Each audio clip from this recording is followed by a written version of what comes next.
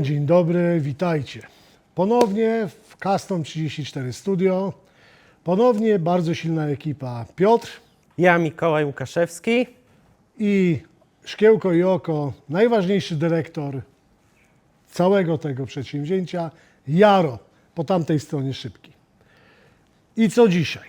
Dzisiaj my z gitarami SKG, Zresztą wspaniałymi gitarami. Szymon Kowalski, Polska. Wspaniałe instrumenty, naprawdę bardzo dobre. Gdyby Szymon mieszkał w Stanach, to byłby jednym z najlepszych u Fendera Master Builderów, na pewno. No tak, zdecydowanie. A według mnie nawet najlepszym, bo Tylko po co im Szymon, skoro on powinien mieszkać w Polsce i nie robić nam gitary. Dobra, teraz do rzeczy. Co my dzisiaj robimy? Dzisiaj pokazujemy Wam urządzenia, które świetnie znacie, czyli urządzenia firmy Headrush. To są, jak każdy z nas zna jakąś tam historię, jest to firma, która wywodzi się z dużego, bardzo dużego gracza na rynku audio, firmy Avid. Avid, za tym stoi Pro Tools, za tym stoją inne programy rejestrujące dźwięk, nie tylko dźwięk, ale też i film, do montażu filmu. To się bodajże tam Media Composer nazywa, coś takiego. To między innymi też było tam kilka innych odsłon, tych filmowych oprogramowań. Oni mieli dość popularny plugin, który można było w Pro Toolsie, zresztą można do dzisiaj spotkać, to jest Eleven, w wersji właśnie pluginowej. Potem powstał Taki 2U rakowy, pomarańczowy. Rack, Eleven Rack, taki pomarańczowy. Część osób za tym poszła, część kompletnie nie. I to jest kolejna odsłona jakby sprzętu gitarowego tej firmy. Headrush, najpierw Headrush Prime, duży, bardzo duży procesor, którego de facto, gdybym używał na koncercie, to bym pewnie wolał tą większą wersję, bo ma oprócz standardowego ekranu, bodajże jak na moje oko, 7-calowy ekran, ma 2 rzędy przycisków z opisami, co uwielbiam, ma dodatkowy expression pedał, bardzo skuteczny i fajnie, bo można przyporządkować różne parametry tego pedała do funkcji, czy to ma być feedback delaya, czy to ma być mix delaya, czy to ma być przesterowanie danego programu. Wszystko można pod tą konkretnie funkcję przypisać. Ma jeszcze oprócz tego 7-calowego ekranu po prawej stronie 3 gałki, które Cię bezpośrednio kierują do parametrów danego presetu i mi to bardzo pasuje. I no, mały tego nie ma, no ale dlatego właśnie, bo jest mały i o małym zaraz opowie Mikołaj. Duży ma jeszcze dodatkowo wyprowadzone funkcje głośności na słuchawki i na dodatkowe zewnętrzne urządzenia. No i jest całkiem przejrzystą i fajną maszyną. Dlaczego się tu spotkaliśmy? Bo po pierwsze pogadamy trochę o tych urządzeniach, a po drugie dzisiaj mamy sytuację porównań presetów. Na warsztat poszedł wzmacniacz Morgan, AC20 Morgan główeczka i będziemy porównywać nasz profil Z Custom Guitar Tones. tak, z profilem Innej uznanej firmy gitarowej. Tak, musimy się przyznać, że na potrzeby tego programu Wydaliśmy trochę pieniędzy. kupując capture'y u konkurencji, bardzo dużo poszło kasy. A dostaliśmy tylko 2 profile. A pisali o tym wcześniej? Nie wiem. No dobrze. Nie ma to znaczenia. Nie pisali, ale dostaliśmy 2 profile. Bardzo dobre profile, żeby było jasne. To nie jest żaden kot w worku, tylko to jest uznana firma capture'owa i te profile naprawdę, powiem Wam, zrobiły na nas wrażenie, a mało które poza naszymi własnymi robią na nas wrażenie i dzisiaj sobie je porównamy, ponieważ my też zrobiliśmy profil Morgana AC20. I ja będę przełączał na dużym Prime'ie między tymi 2 barwami i będziemy sobie analizować, co się wydarzyło, a Mikołaj zrobi identyczną akcję na małym, czyli Core, i o Core'ze opowie Mikołaj. To jest Headrush Core, jest to młodszy brat Headrusha Prime. Jest on mniejszy, ale też adekwatnie tańszy. Dalej ta sama funkcjonalność, świetne brzmienie i bardzo dużo patentów. Oba Headrushe, jak i mały, jak i duży, mają Wi-Fi, Bluetooth, mają wsparcie Dropboxa. Dropbox to taka chmura, w którą można wrzucać pliki. Jest to bardzo wygodne, że można go z tym Dropboxem połączyć. Oba headrasze przyjmują pendrive'a, jak i łączą się z komputerem, więc tutaj pełna funkcjonalność XXI wieku. I tak, jeszcze trochę powiem o tych capturach, które mamy. Oba, jak i nasze, jak i tej popularnej firmy, są robione przez paczkę 1x12 otwartą. My użyliśmy głośnika typu Celestion Greenback, a ta firma użyła głośnika typu Celestion Gold Alnico. Więc to też jest taka różnica. U nas klasycznie 3 majki 545, AEA R92 i U47 Neumana, robione przez preampy API-a. Kto jest w temacie, ten wie, że do gitar to jest najlepszy możliwy, że tak powiem, patent. I będziemy porównywać. Tutaj pod przyciskiem pierwszym mam włącz-wyłącz naszego profilu, a pod przyciskiem drugim mam włącz-wyłącz tej firmy. Więc zacznę chwilę od naszego.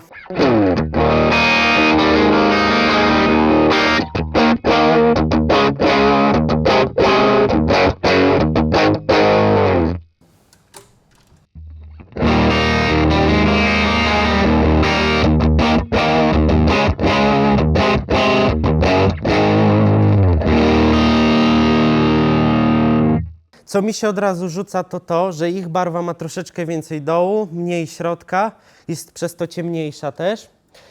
Nasza ma bardziej taki uwypuklony środek, który bardzo dobrze się przebija później w miksie czy przy całym zespole. Też nie ma aż tyle tego buczącego dołu. To jest akurat też walor, ponieważ ten buczący dół często się wycina, bo to już jest w miksie na koncercie pasmo basu i gitara tam już przepada.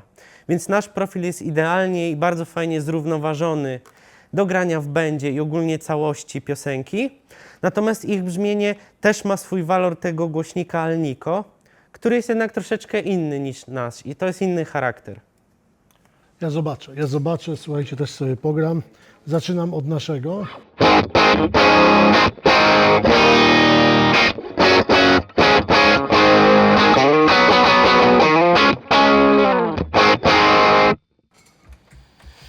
I teraz uznany producent capturów.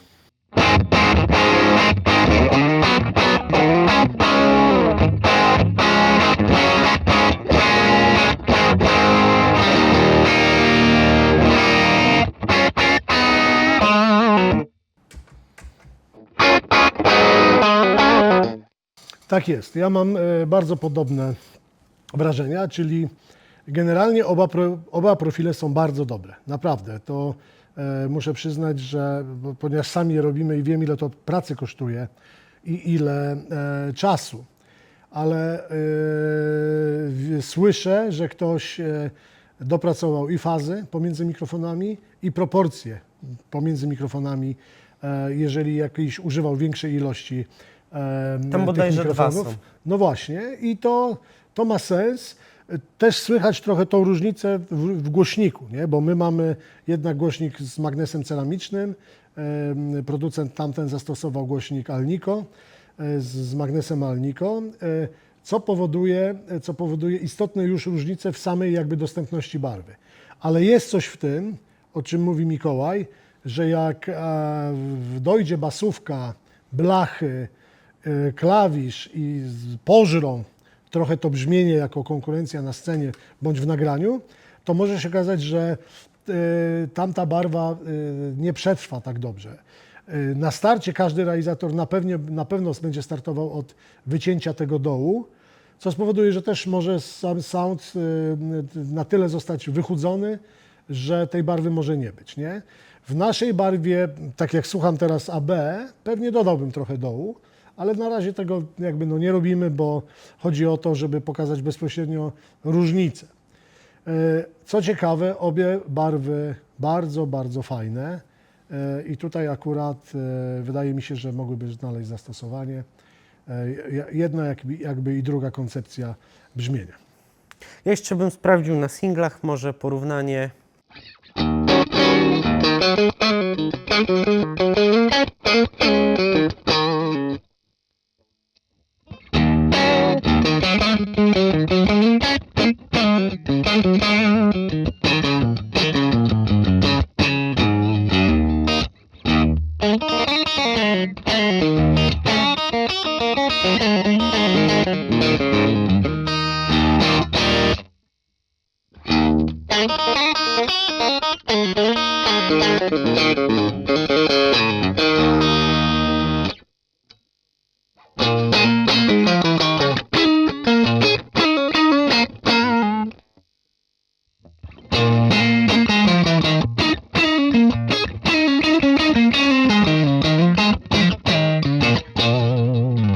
Właściwie idealna barwa to by była z tamtej próbki zabrać dół, a do naszej trochę dodać, nie? No. I wtedy w ogóle barwa marzeń.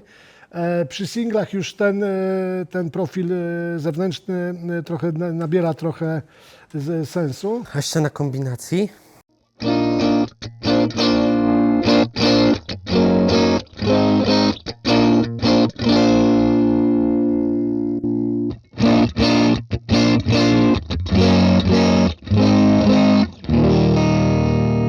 I tu znowu jest za dużo dołu. Tak jest, tak jest. Tak czy inaczej, to jest porównanie bezpośrednio z istniejących capture'ów. Pamiętajcie, że my jakby w ogóle nie bajerujemy tonu gitary, który zbieramy z mikrofonów, nie? Czyli jak to w praktyce wygląda?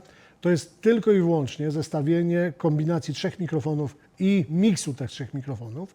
One oczywiście nie w każdym wzmacniaczu są zawsze tak samo ustawiane. Ta proporcja mikrofonów to jest już ostatni szlif barwy, którą chcemy uzyskać.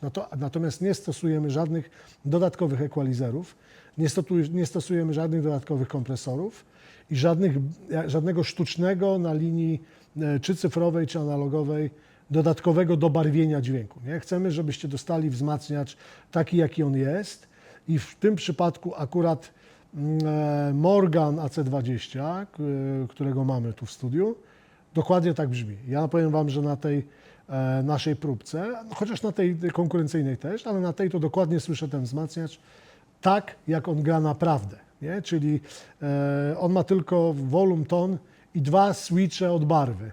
Tam jest switch bar, tam jest bright i fat z dołem. Jeszcze jakaś pozycja pomiędzy, nie? Tak, i tylko kombinacja tych 2 switchy daje Ci tak naprawdę ton, a gałka głośności jest jednocześnie gainem. I to jest cała zabawa w brzmienie, ale wzmacniacz jest ciekawy, uwielbiany przez gitarzystów country przede wszystkim i szczególnie w tej odsłonie muzycznej wyjątkowo popularny. Na tyle ciekawy, że chcieliśmy Wam go pokazać i na tyle ciekawy, że chcieliśmy nawet zainwestować i kupić próbkę zewnętrzną do testu. Jeszcze ja mogę powiedzieć troszeczkę o funkcjonalności obu urządzeń. Oba wychodzą z wsparciem też dla wokalistów, bo mają wbudowanego autotuna Antaresa. Oba też mają dostęp do chmury, która nazywa się Headrush Cloud, do wymieniania się presetami z innymi użytkownikami.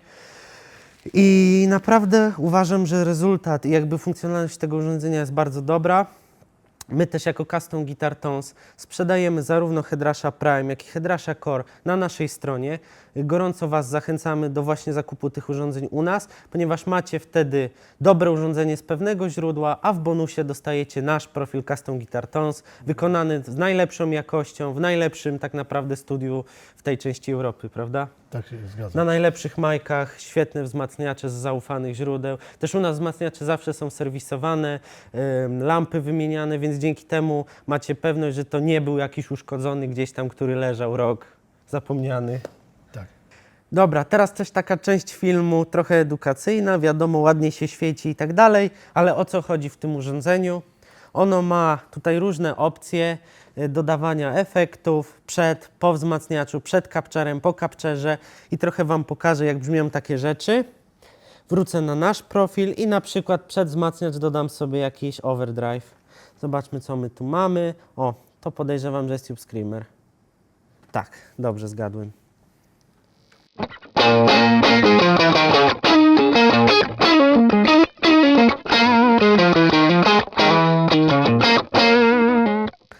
Dobra, mamy Tube Screamera, pewnie ja mogę tu w niego wejść, zmienić trochę opcji.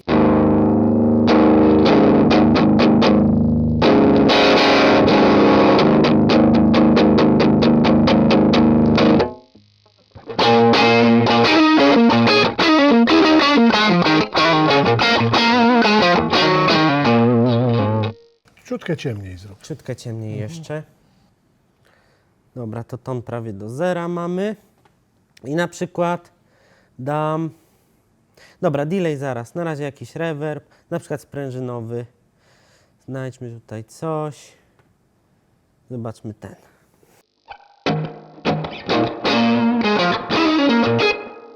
Trochę za dużo w miksie go jest.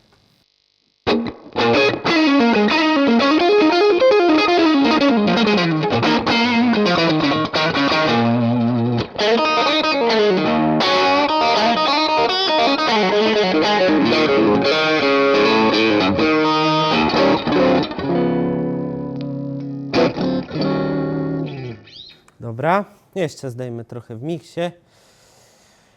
Przesunę go sobie w łańcuszku na bok. Teraz na przykład jakiś delay taśmowy. My lubimy taśmowy. Analog long, zobaczymy. Już jest za dużo w miksie, to zdejmę.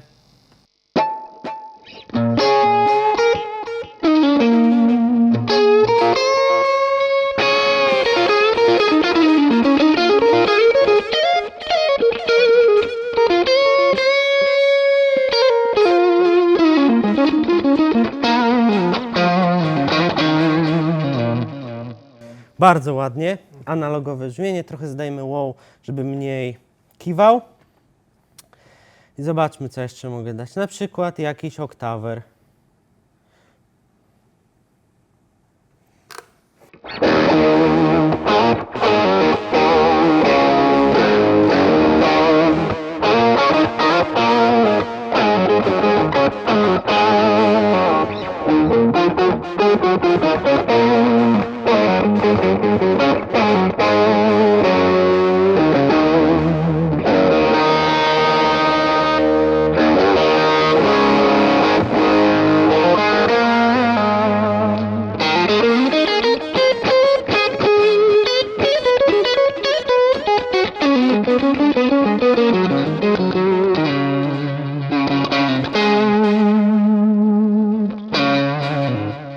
Git, nie? No, bardzo ładny sound. Słuchajcie, bardzo ważna rzecz.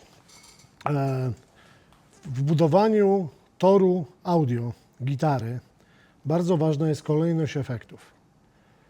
Co to znaczy? Zawsze na początku po gitarze dajemy efekty filtrujące, czyli kaczki, jakieś Fuzy. tam doktory Q i inne filtry. Ale też fuzy, bo fuzy Też lubią fuzy. być pierwsze. Tylko fuzy są z innego powodu, muszą być zaraz na początku. Znaczy z dopasowania Z oporowego. dopasowania oporowego, dlatego że fuzy stare szczególnie robione są na tranzystorach krzemowych albo germanowych, starego typu, gdzie oporność wyjściowa urządzenia jest na tyle niska, że on w torze nie może być za współczesnymi urządzeniami, ponieważ kompletnie źle gra. Tak samo fatalnie sobie radzi z pętlami, z pętlami aktywnymi. Jeżeli pętla jest aktywna, na przykład buforowana jakimś wzmacniaczem, który wyrównuje głośności wejścia i wyjścia, to już fuz grać nie będzie. Chyba że są to pętle klasyczne, pasywne pętle przekaźnikowe, wtedy fuz się będzie odzywał. On nie może być daleko w torze, najlepiej pierwszy albo zaraz za kaczką. Jeżeli jest to prawdziwy fuz, jeżeli jest to fuz symulowany, to wtedy już to wszystko jedno, ale też im bliżej wejścia, tym lepiej. Po fuzach i urządzeniach filtrujących kompresory, bardzo ważna rzecz, czyli jakby urządzenia, które dyscyplinują wejście głośności samej gitary wzmacniacz. Nie? Czyli urządzenie, które te za ciche sygnały podniesie, a te za głośne stłumi, jednocześnie wyrównując sygnał, bardzo często używane nawet w przesterach czy w solówkach typu David Gilmour. On używał zawsze kompresora i do barw czystych, i do barw przesterowanych. Potem po kompresorze urządzenia typu overdrive'y, distortiony i tak dalej. Nie? To jest miejsce na nie. One z natury już dźwięk spłaszczają do przebiegu harmonii, już nie ma amplitudy takiej fali, tylko już jest kwadrat, bo tam wszystko, co jest wierzchołkiem, jest ścięte. Następnie modulacyjne, phasingi, chorusy, jeżeli chcemy przed wzmacniaczem tego użyć, to jest ich miejsce. Phasingi, chorusy, flangery i inne tego typu modulujące Vibe'y. rzeczy. Vibe'y, o. Aczkolwiek czasami przed overdrive'ami też fajnie brzmią. Tak, no jest to już jakby odmienna szkoła grania, gdzie phasing daje się na przykład przed overdrive, po to, żeby uzyskać jakby inny typ fali, po której już płynie. No ale to jest niuans. Generalnie miejsce modulacyjnych jest po drive'ach, żeby już urządzenie modulujące, szczególnie chorus, dostało właściwą barwę na swój układ, a potem dopiero wzmacniacz, nie? Jeżeli macie oktawery, czy tam jakieś łami stosujecie, to one powinny być w miarę blisko po gitarze. Nie powinny być za daleko, ponieważ one powinny jakby integrować w dźwięk główny, w zasadzie niezmieniony, nie? Czyli łami słabo sobie radzi po overdrive'ach. Powinno być wcześniej. No i potem mamy wzmacniacz i w pętli wzmacniacza, czyli to, co w praktyce byśmy zrobili, wszystkie urządzenia przestrzenne. Delaye, rewerby sprężynowe i tak dalej, i tak dalej. I w pętli też możecie stosować booster, tylko że booster nie zmieniający sound. Tylko transparentny, na przykład do podbicia solówki. Tak jest. Absolutnie konieczna rzecz, kiedy chcecie uzyskać wybicie solówki. Na ogół sprawdza się między 3 a 5 dB do przodu. Wtedy twoje solo będzie, że tak powiem, ponad poziom zespołu, zbliży się do poziomu głośności wokalu.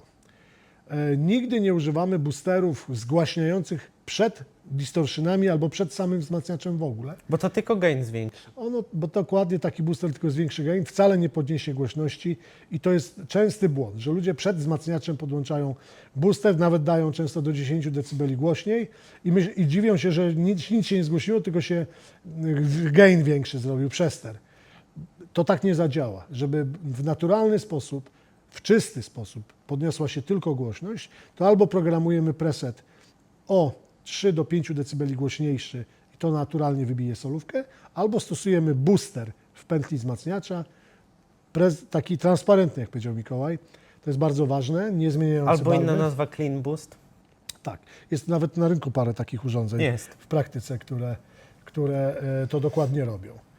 I tak podstawowo może wyglądać wasz łańcuch toru dźwiękowego, gitary i symulowanego we wzmacniaczu. Zresztą tak jak i na żywo. No, właściwie wszystkie te urządzenia, o których opowiadaliśmy, możecie stosować w prawdziwym życiu, w analogu.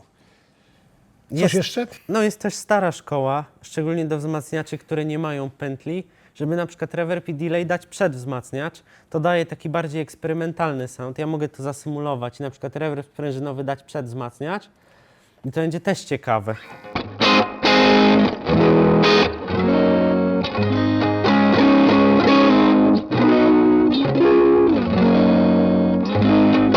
Na delayu usłyszą to jeszcze bardziej. Dobra. Dlatego, że, bo już słyszycie, że reverb od razu zrobił się automatycznie głośniej. I włącz.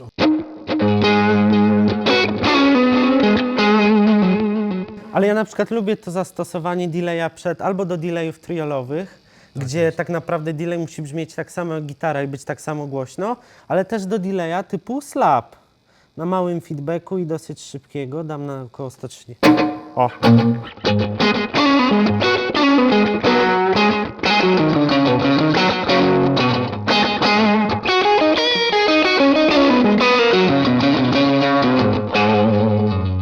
Okej. Też fajny sound. Taki trochę country. Tak jest. Dlatego mówię, wszystkie tak naprawdę, i teraz coś, co zaprzeczy 20-minutowemu gadaniu, wszystkie chwyty dozwolone.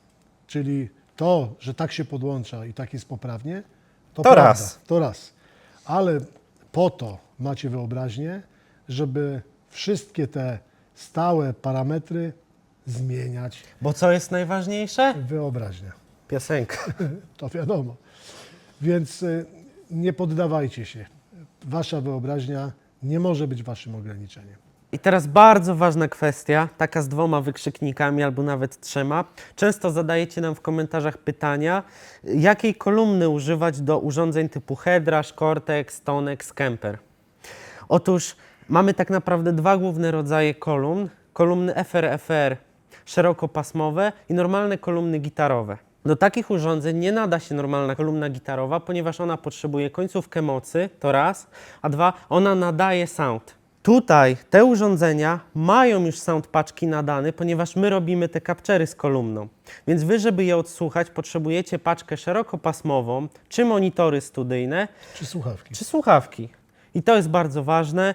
My serdecznie polecamy produkt od firmy Hedrash, FRFR 108 bądź 112. Możecie to znaleźć na sklepie Audiostacja. To są aktywne kolumny gitarowe, ale szerokopasmowe. Bo to jest dokładnie, co Mikołaj powiedział i to jest niebagatelna rzecz. Kolumna gitarowa, gdyby tak pokazać pasmo gitary, to kolumna gitarowa nie ma ani dołu, ani góry. Mam Gra mniejsze, głównie środkiem. Ale to jest jej bogactwo. Bogactwo i coś, co mamy wtatuowaną w naszą estetykę jako brzmienie idealne gitary, brzmienie no. gitary. I potem jak my robimy, czy inne firmy robią capture'y gitary, to robią z mikrofonów, nagrywają kolumnę gitarową. Czyli my już nadajemy to pasmo. Tak, więc wy podłączając potem jeszcze raz dźwięk, który jest okrojony do kolumny gitarowej przez kolumnę gitarową, nakładacie 2 razy ten sam typ postprodukcji. Czyli generalnie brzmi to jak z toalety. No. Więc lepiej tego pilnować. Jeżeli próbka wzmacniacza Capture nie ma symulowanej kolumny gitarowej, albo wy wyłączycie opcję kolumna, wtedy możecie grać przez końcówkę mocy, tak jak Mikołaj powiedział, i kolumnę gitarową. Nawet Kemper ma wbudowaną. Tak się to powinno robić. Natomiast jak kupujecie capture'y już z kolumną gitarową, to trzeba używać właśnie kolumny typu FRFR szerokopasmowej, tak jak tata powiedział, słuchawek bądź monitorów studyjnych, które mają pełen zakres pasma od 20 Hz do 20 kg. To się przyjmuje, że człowiek tak słyszy i dzięki temu taka paczka, która gra całym pasmem, bez problemu odtworzy to, a nie zrobi jeszcze tak, jakby to się stało, nakładając kolejną kolumnę normalną. Gitarową. I to jest ważny komunikat i tym komunikatem Optymistycznym akcentem. żegnamy, bo pamiętajcie, że wszystkie te historie, o których opowiadamy, są po to, żebyście wy stworzyli własne. Więc do dzieła. Piosenka, granie na gitarze, koncerty jest ważniejsze niż zagubienie się w technologii. w technologii. Dziękujemy Wam bardzo serdecznie.